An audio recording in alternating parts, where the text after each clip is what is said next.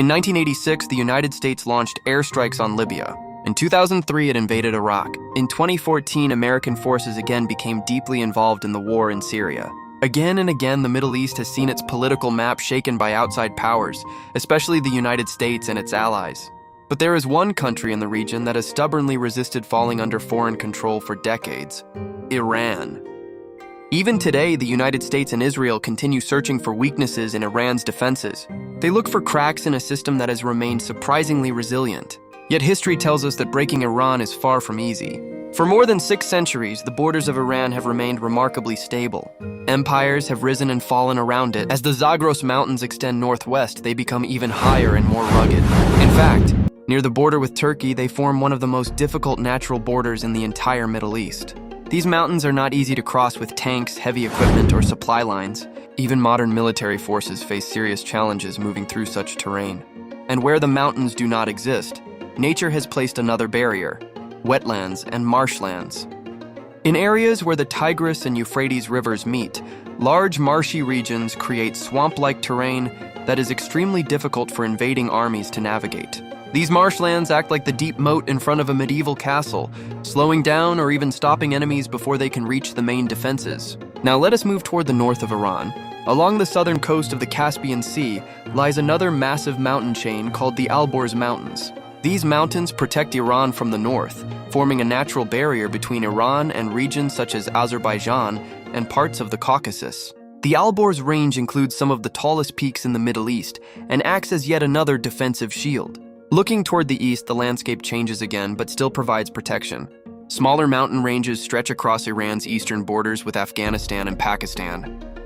These mountains may not be as famous as the Zagros or Alborz, but they still create difficult terrain that complicates any attempt at invasion.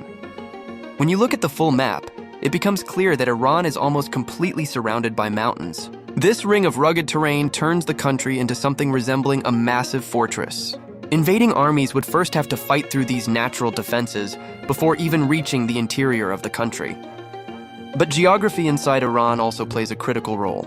Within Iran lie 2 enormous deserts, Dasht-e-Kavir and Dasht-e-Lut. These deserts are among the harshest environments on Earth. Temperatures can reach extreme levels, water sources are scarce, and the land itself is difficult to cross. Because of these conditions, most of Iran's population does not live in these desert areas. Instead, people have historically settled in the mountainous regions and plateaus around them. Today, Iran's population of nearly 90 million people is concentrated largely in these elevated areas. For any invading army, this creates a nightmare scenario.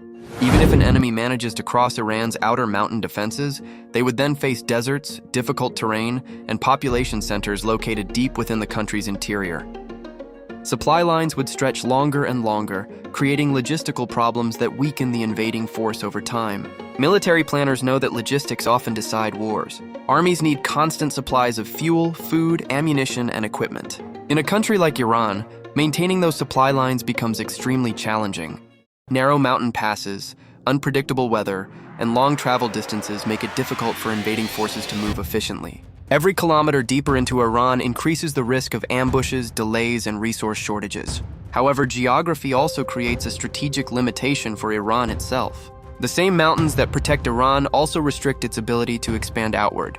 Historically, when Iran attempted to push westward, those same mountain barriers often slowed its own armies as well. This is one reason why modern Iran often uses indirect influence rather than direct military conquest.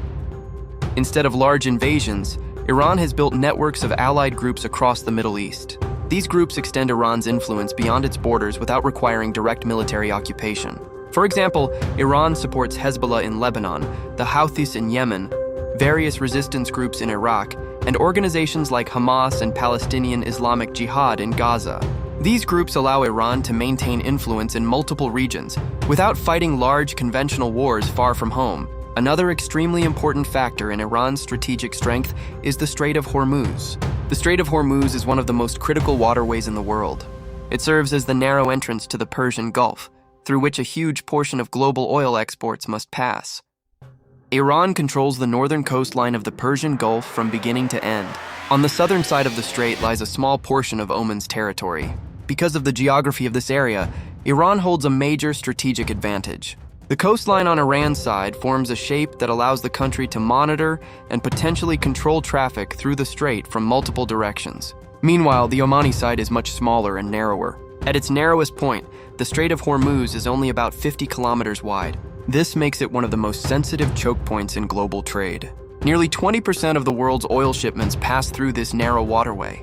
In addition, Qatar's massive liquefied natural gas exports, which supply energy to many countries, also pass through this same route. Because of this, Iran possesses a powerful strategic tool. In times of extreme conflict, Iran could threaten to block the strait. Even the possibility of such a move creates serious concern in global markets and among world powers. If the Strait of Hormuz were closed, oil prices could skyrocket and global economic activity could slow dramatically. Considering that the global economy exceeds $100 trillion in value, even small disruptions in energy supply can have enormous consequences. This gives Iran leverage that extends far beyond its borders. Another advantage Iran possesses is its long coastline. The country's total border length is more than 8,000 kilometers, and nearly one-third of that consists of coastal areas along the Persian Gulf and the Caspian Sea. But this coastline is not like many others around the world. Instead of flat sandy beaches, large sections of Iran's southern coast include rugged mountains and rocky terrain. These landscapes create natural hiding places and defensive positions. Military analysts believe that Iran has placed missile systems and defensive infrastructure in many hidden locations along this coastline. Some of these sites are built into mountain tunnels or caves, making them difficult to detect using satellites or drones. If an enemy navy attempted an amphibious landing, invading forces could quickly find themselves facing attacks from elevated positions in the surrounding mountains.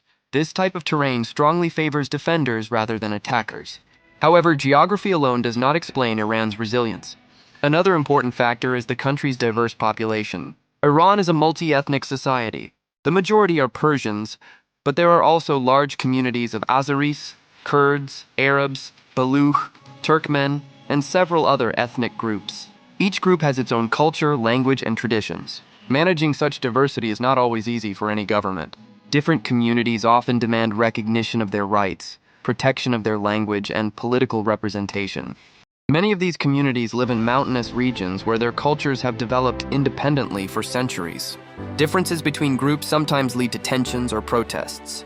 In fact, Iran has experienced many waves of political protests in recent years. Internal disagreements and political disputes remain part of the country's reality. Yet this diversity can also become a strength during times of external threat. Historically, when Iran faces foreign invasion, many of these groups unite in defense of their country. National identity and shared religious ties often override internal disputes. Religion also plays an important role in this unity. Around 95% of Iran's population follows Shia Islam. This shared religious identity has helped create a sense of collective solidarity, especially during conflicts with outside forces. A clear example of this occurred during the Iran-Iraq War. In September 1980, Iraqi leader Saddam Hussein believed Iran was weak after its recent Islamic revolution. Iran's military had been reorganized, and political tensions were high. Believing the country was vulnerable, Iraq launched a massive invasion hoping for a quick victory and possibly territorial gains. At first, Iraqi forces advanced deep into Iranian territory. Many analysts expected Iran's internal divisions to weaken its response. Saddam Hussein even hoped that Arab populations inside Iran might support Iraq, but the opposite happened. Instead of collapsing, Iran mobilized both its military forces and large numbers of volunteers from the civilian population.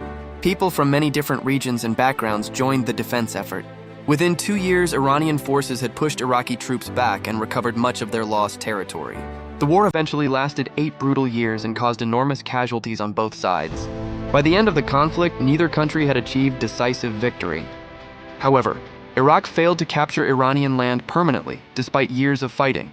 One of Iran's most powerful defensive advantages is simply its size. Iran covers roughly 1.6 million square kilometers. That makes it one of the largest countries in the Middle East.